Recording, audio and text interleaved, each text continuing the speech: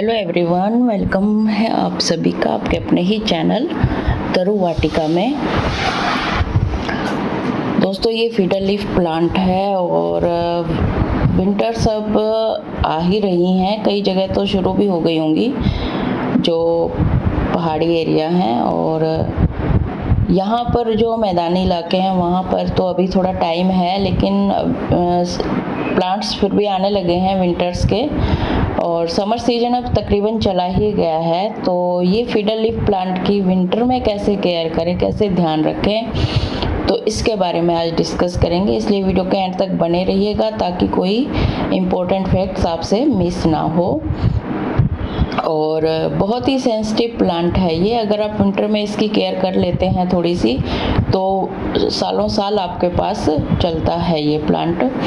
और ये मेरे पास 3 साल पुराना प्लांट है, ये छोटा सा लेके आई थी मैं। और इसके कुछ फैक्ट्स अब आपसे मैं डिस्कस करती हूँ जिस पर बड़ा ध्यान देना ज़रूरी है। तो सबसे पहले वाटरिंग की बात करते हैं। वाटरिंग विंटर्स में देखिए लेस वाटरिंग की ज़रूरत होती है, और तो क्योंकि जो मिट्टी है वो जल्दी से ड्राई नहीं होती है, तो इसलिए वाटरिंग की फ्रीक्वेंसी थोड़ा कम ही रखिए।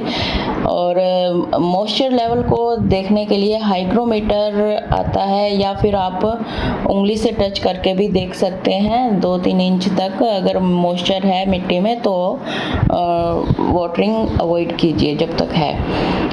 Once in a week sufficient होता है फिर भी, और बाकी आप सॉइल टच करके देख सकते हैं। फर्टिलाइजिंग की बात करें तो फर्टिलाइज़र की ज़रूरत नहीं होती है, क्योंकि इसका जो ग्रोइंग पीरियड है समर सीजन होता है, तो विंटर्स में इसको फर्टिलाइजिंग की ज़रूरत नहीं होती है। फर्टिलाइज़र यूज ही नहीं होता है। जब प्लांट डोरमेंसी पीरियड में होता है तो फर्टिलाइज़र यूज ही नहीं होता है, प्लांट यूज नहीं करता है, तो वो सारा फर्टिलाइज़र जो है रूट्स में चला जाता है, और रूट्स फिर बर्न होने का डर होता है, प्लांट आपका मर सकता है। इसलिए विंटर्स में जो प्लांट्स डोरमेंसी पीरियड में चले जाते हैं उनको फर्टिलाइजिंग के लिए मना किया जाता है। ये मेन रीज़न होता है। और फिर आती है बारी हमारी सनलाइट की। इसको सफिशिएंट सनलाइट चाहिए। अगर आप ऐसे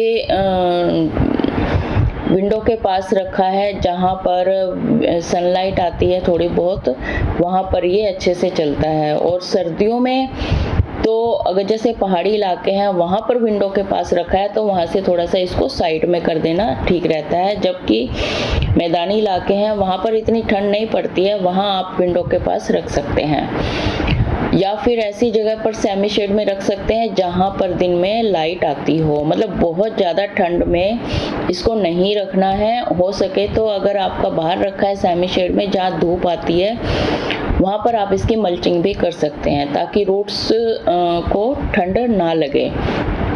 और अगर रूट्स को थोड़ा बहुत कांटेक्ट में आती है ठंड के, तो वो ख़राब होने का डर रहता है, और रूट्स ख़राब हुई तो प्लांट भी ख़राब हो जाता है।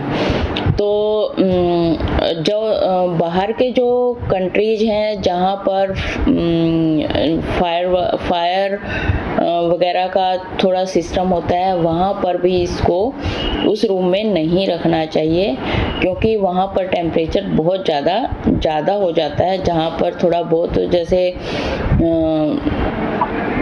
आग वाग से सेकते हैं रूम में, वहाँ पर इसको नहीं रखना चाहिए, क्योंकि टेम्परेचर वहाँ बढ़ जाता है। उसके पास नहीं रखना चाहिए मतलब। और फिर आती है बारी फर्टिलाइजिंग की बात की। हाँ, प्रूनिंग इस टाइम नहीं करनी चाहिए, प्रूनिंग अवॉइड करनी चाहिए।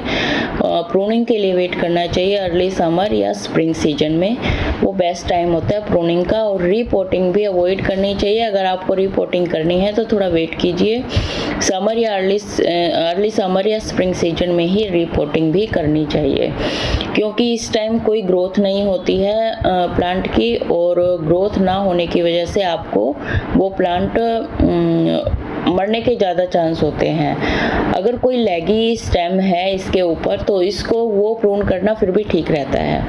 हार्ड प्रूनिंग या सॉफ्ट प्रूनिंग इस टाइम नहीं करनी चाहिए। फिर बारी आती है ह्यूमिडिटी की। ह्यूमिडिटी अगर आपके ऐसे एरिया में रहते हैं जहाँ ह्यूमिडिटी सही है, वहाँ पर ये प्लांट सही चलता है। लेकिन विंटर्स में ह्यूमिडिटी लेस हो जाती है, तो इस टाइम आप ह्यूमिडिटी प्रोवाइड कर सकते हैं आर्टिफिशियल तरीके से। ये ह्यूमिडिफायर आते हैं, और वैसे भी आप अगर ये इंस्ट्रूमेंट नहीं लेना चाहते तो आप पेबल्स से भरी हुई, पानी से भरी हुई ट्रे रख सकते हैं, जिसमें इस पोट को रखकर, या फिर एक जग या मग बाल्टी का पानी का यहाँ पर रख सकते हैं इस प्लांट के पास। तो वो आर्टिफिशियल तरीके से आप ह्यूमिडिटी प्रोवाइड कर सकते हैं इस प्लांट को, क्योंकि ये ह्यूमिडिटी लवर प्लांट है। और विंटर्स में लेस ह्यूमिडिटी हो जाती है, लेस सनलाइट मिलती है। तो सनलाइट क्योंकि छोटे दिन होते हैं तो सब कुछ कम मिलता है, और सनलाइट भी प्रोवाइड करने के लिए अगर आप काफ़ी लाइट आती है, स्पेक्ट्रम लाइट होती है जिसको आप लगा सकते हो।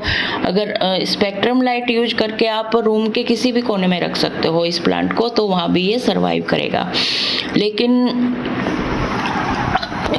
लेकिन अगर आप विंडो के पास रखेंगे तो वो बेस्ट होता है, जहाँ से थोड़ी बहुत सनलाइट इसको मिलती रहती है। धूप नहीं, मतलब थोड़ी सी ब्राइट लाइट भी मिलती रहती है, तो भी ये अच्छा चलता है।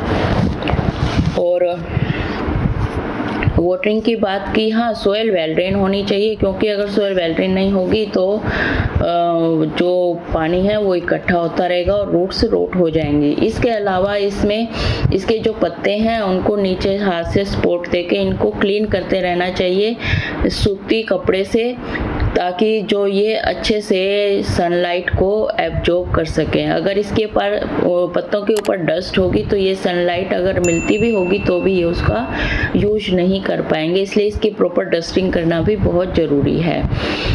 तो आई होप मैंने आपको सारे फैक्टर्स बता दिए होंगे, और इसी के साथ ही वीडियो का एंड करते हैं। अगर थोड़ी सी भी वीडियो अच्छी लगी है तो लाइक, शेयर और सब्सक्राइब बनता है। नेक्स्ट वीडियो में फिर मिलते हैं, जो न्यू है वो सब्सक्राइब करना ना भूलें। फिर मिलते हैं नए अपडेट में, तब तक के लिए बाय बाय, टेक केयर।